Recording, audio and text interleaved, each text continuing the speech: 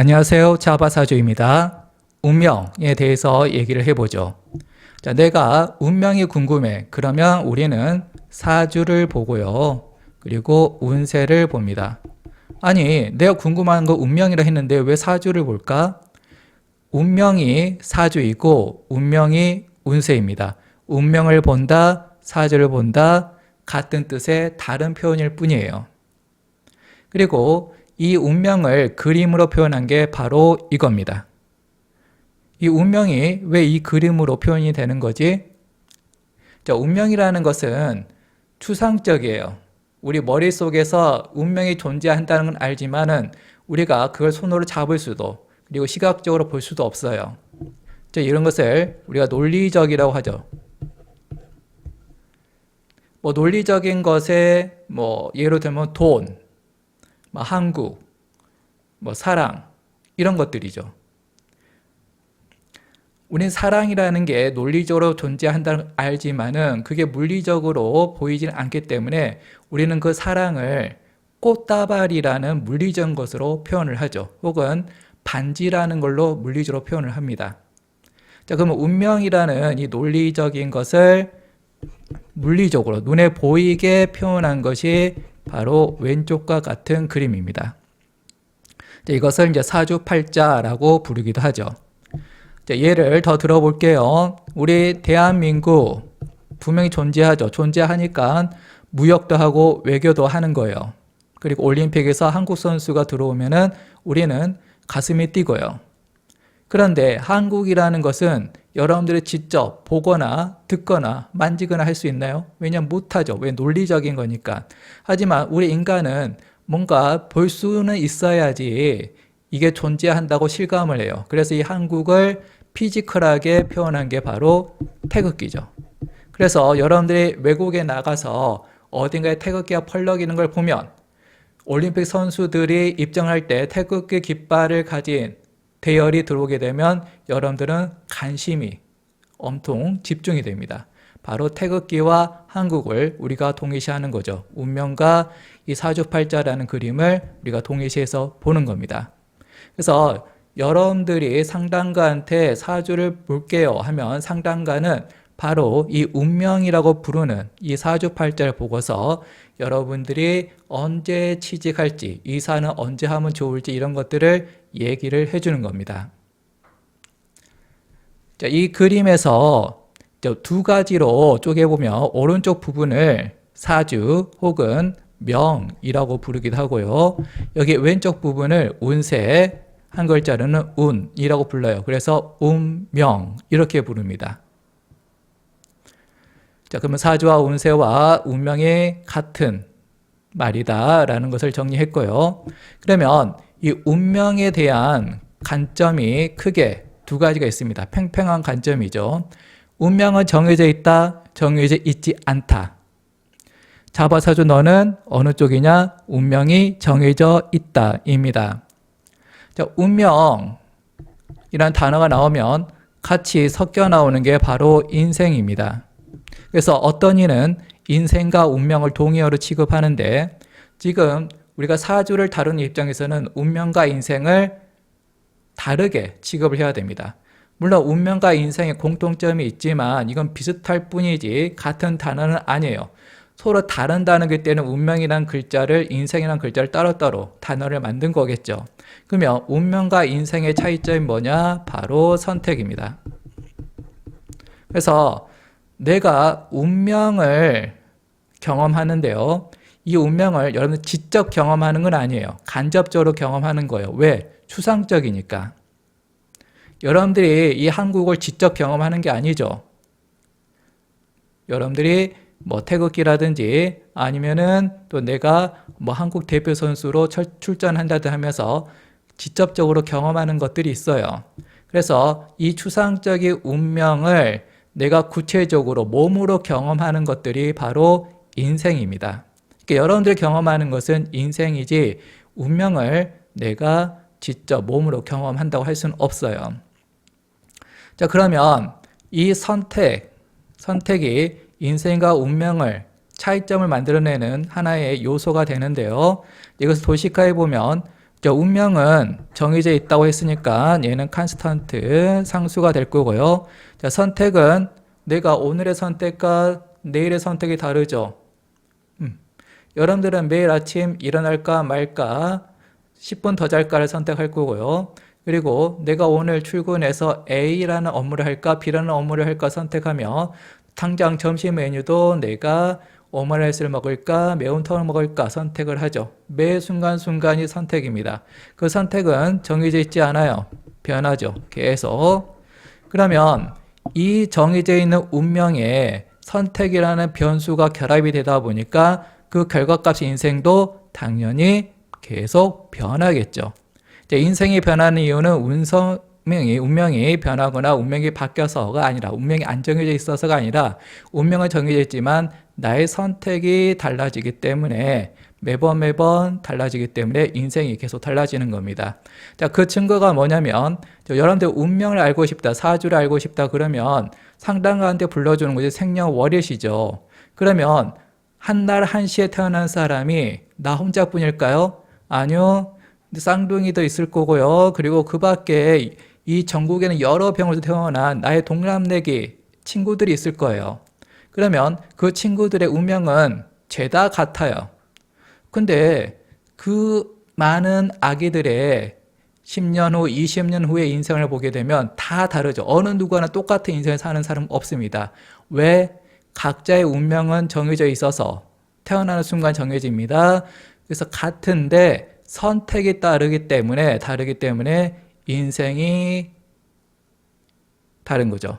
물론 운명이 서로 정해져 있고 같기 때문에 좀 어떤 넓은 감정을 보면은 같아요. 인생이 비슷해요. 그러니까 예를 들어서 운명이 가르치는 사람이라는 운명이 들어오게 되면 어떤 사람은 이 선택에 의해서 대학 교수가 되기도 하고요. 어떤 사람은 동네 학원의 강사가 되기도 하고요. 또 강사를 한다 했을 때 나의 선택에 따라서 누구는 컴퓨터를 가르칠 거고요. 누구는 수학을 가르칠 거고요. 그러면 그렇게 다양한 인생을 펼쳐 보이게 되죠. 하지만은 운명은 정해져 있고 운명 같기 때문에 넓게 보면 다 가르치는 사람이랑 공통점이 나오긴 합니다. 그래서 이 운명은 공통점 정해져 있고 선택은 차이점 정해져 있지 않다라는 걸 얘기할 거고요. 그러면 운명은 바뀐다, 운명은 정해져 있지 않다라고 말하는 분들은 대체 왜 그럴까? 자, 그렇게 말하는 분들의 일부는 전부가 아닙니다. 일부는 인생과 운명을 동의어로 취급하는 왜곡에 들어간 거죠. 그래서 인생은 달라, 인생은 바뀔 수 있어, 그리고 인생은 정해져 있지 않아 라고 표현해야 될 것을 이 왜곡을 운명이라는 단어로 바꿔버리기 때문에 운명은 정해져 있지 않아, 운명은 바꿀 수 있어 이렇게 표현을 뭔가 다르게 해버리는 거죠. 그리고 또 운명은 바뀔 수 있다고 말하는 분들 중에 또 일부는 어떤 관점에서 그런 주장을 하게 되냐면 지금 이 그림에서 오른쪽 부분은 명이라 그랬고 왼쪽 부분은 운이라 했잖아요. 왜 운명을 운과 명으로 나눌까?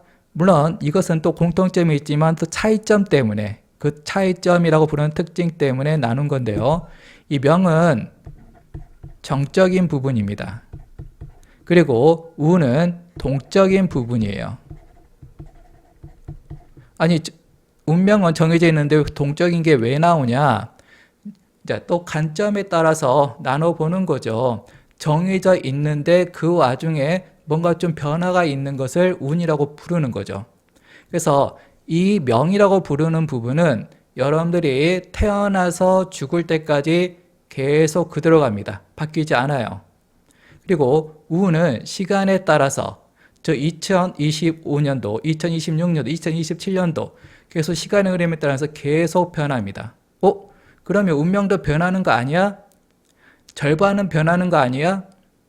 명은 뭐 이렇게 보든 저렇게 보든 정해져 있으니까요. 그런데 운이 변하긴 하는데요.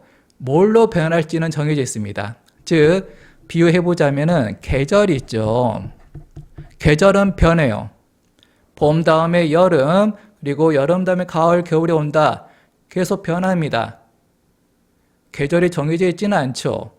그런데 봄 다음에는 여름이 온다는 거, 또 여름 다음에야 겨울이 온다는 것은 정해져 있죠. 그러니까 2025년도에 운이 어떻게 될지, 26년도에는 어떻게 될지, 27년도에는 어떻게 될지는 정해져 있어요. 그건 정해져 있고요. 자, 그 정해진 것들이 시간에 흘러가면서 교체가 되는 거죠. 자, 운이 어떻게 변할지는 정해져 있다. 하지만은 이제 그 시간에 따라서 그 순간의 운이 무엇인지는 계속 변한다. 그래서 다이나믹이라고 부릅니다. 자, 그러면은 여러분들이 이 운명을 볼 때 왜 대체 이걸 두 개를 나누냐? 단지 스태틱과 다이나믹의 차이 때문에 나누는 걸까? 그건 아니에요. 자, 예를 들어서 이 명을 봤더니 이 명에서는 취직이라는 게 안 보여요. 야, 그러면 나는 이 명이라는 게 죽을 때까지 정해져 있는 거라는데 취직이 안 보이면 난 취직 못 하는 거냐? 그럼 난 평생 백수로 지내야 되는 거야? 그건 아니죠. 자, 운은 계속 다이나믹하다 그랬잖아요. 그래서 이 사주에서는, 즉 명에서는 취직이 보이지 않다 하더라도 이 운에서 올해는 취직이라는 게 보여줄 때가 있어요. 그러면은 그 운을 이용해서 취직을 하면 되는 거죠. 그리고 2025년에 들어왔던 취직운이 2026년도에는 안 보여. 그러면 그때는 취직을 하는 게 아니라 현재 다니고 있는 직장을 그대로 유지하는 거죠. 만약에 직장 내에서 내가 그만둘까 하는 생각이 들더라도 올해는 내가 취직운이 안 보이지, 그리고 내 명 자체는 취직이라는 게 안 보여, 그러니 웬만하면 이 회사에 그냥 붙어 있자라는 그런 선택을 할 수가 있는 거죠. 그리고 그러면 이 명에 취직이라는 게 없으면 나는 운이 취직운이 들어올 때까지 계속 기다려야 되나요? 그건 아닙니다. 이 명이라는 것은 보다시피 하나, 둘, 셋, 넷, 다섯, 여섯, 일곱, 여덟 글자 뿐이잖아요.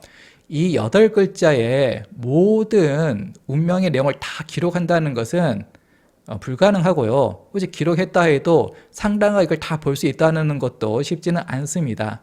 그러니까 여기에는 표현하지 못했지만 약하게 취직운이 들어있는 경우들이 있고요. 그럼 그 약한 취직운이 강하지는 않으니까 이게 있는 거야 없는 거야, 나 이렇게 취직이 잘 안 되지, 이런 고민하다가 운에서 그 취직을 딱 살짝 건드려주면은 그 운이 확 강해지면서 내가 취직이라는 결과물을 얻을 수 있죠. 자, 운에 따라서 내가 취직이라는 그 결과물을, 인생을 얻을 수 있게 된다에, 이거 다시 이 수식에 대입을 해보면 인생은 운명 더하기 선택이라는 것에 보면 이 운명에서는 취직운이 있다가 운명이고요. 이 취직운과 나의 노력, 선택을 일정 기간 반복하면 우리는 그걸 노력이라고 불러요. 그러면 그게 취직이라는 결과로 이어지는 거죠. 나 지금 사주를 봐도 운세를 봐도 취직이 안 보여. 그러면 나 취직 못하는 거 아니죠. 노력이 있잖아요. 이때는 취직운에 기대지 않고 오직 노력만으로 취직이라는 인생을 만들어내는 거죠. 물론 취직운이 없으니 그만큼의 노력을 더 해야 되는 그런 또 비용은 발생하긴 하지만 취직운이 없다 해서 취직이 안 된다, 그건 아니라는 거죠. 다시 한번 말씀합니다. 운명에 봤더니 취직운이 안 보여. 그러면 선택지는 두 개죠. 계속 나는 취직을 준비하면서 취직운이 올 때까지 포기하지 않고 가는 방법, 아니면은 취직운에 기대지 않고 내가 선택을 계속 노력이라는 걸 해서 오직 그 노력만으로 취직이라는 결과를 이뤄내는 방법이 있겠습니다. 물론 후자의 방법은 좀 그만큼 더 노력이 필요하고 그만큼 고달프라는 그 차이점이 있습니다. 예를 들어서요, 내가 자전거를 타고 달릴 거예요. 자전거 같나요? 네. 자, 그러면 여기에서 자전거를 이용해서 내가 A라는 지점에서 B라는 지점으로 가고 싶어요. 그러면 내가 열심히 당연히 페달을 굴려야겠죠. 근데 페달을 굴려서 A에서 B로 간다는 건 맞는데요. 이건 선택이죠. 내가 페달을 굴릴지 안 굴릴지. 그런데 여기서 누군가가 뒤에서 밀어주면 힘내 응원해 주는 거나 뭐 실제 뒤에서 밀어주면 나는 좀 더 적은 노력으로 수월하게 B 지점으로 이동할 수 있을 겁니다. 바로 뒤에서 밀어주는 게 바로 취지군이죠.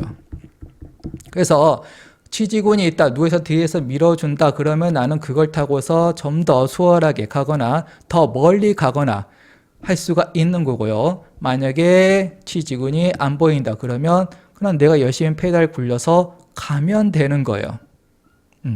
자, 이렇게 해서 여러분과 같이 운명에 대해서 한번 얘기를 해봤습니다. 끝. 자바사주 바이.